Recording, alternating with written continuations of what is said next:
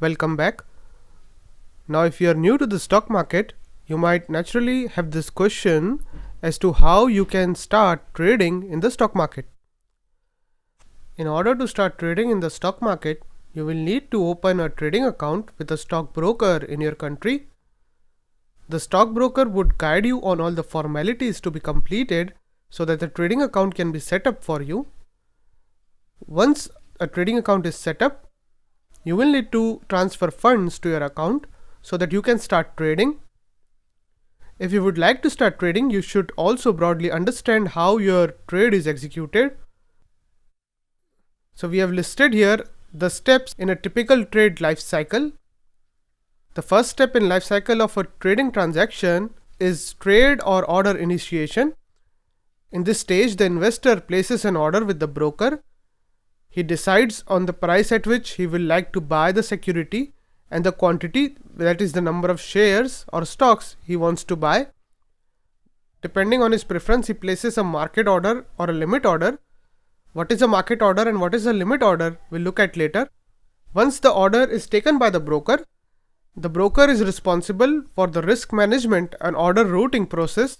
The broker is essentially responsible to ensure that the client does not default on his trade. So it is essentially up to the broker to check that the client has the required fund or securities to deliver once the trade is executed. In order to manage this risk, the broker carries out checks with respect to funds or securities and sends the order to the exchange only on verifying that the client has the required funds or securities to honor his obligation. The broker accordingly blocks the required funds or securities so that the client cannot execute another trade using the same funds or securities. Once the broker passes on the order to the exchange, the order matching and trade execution process begins. So once the exchange receives the order, the exchange collates all the buy and sell orders, and then the exchange tries to allot the security to the best available price.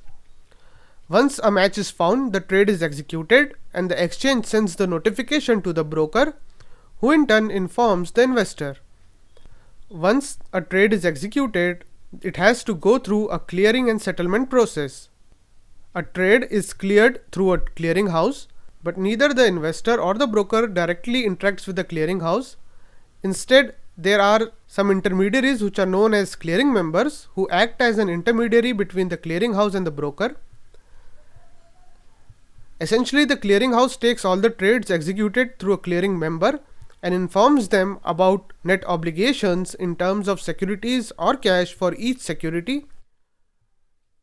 Similarly, clearing member takes all the trades executed through a broker and informs the broker about his net obligation in terms of securities or cash for each security. It is the clearing member's responsibility to ensure that the broker fulfills its obligation to the clearing house. Once all members have cleared their obligation, the settlement of security and cash takes place. The buyer essentially gets the securities credited in their account, while the seller receives the cash settlement that is due to them. In the coming lectures, we'll see some basic concepts related to placing your orders with a broker. These are important if you are new to the area of stock investing, as you will invariably need to place your trading orders with a broker. So see you in the next lecture.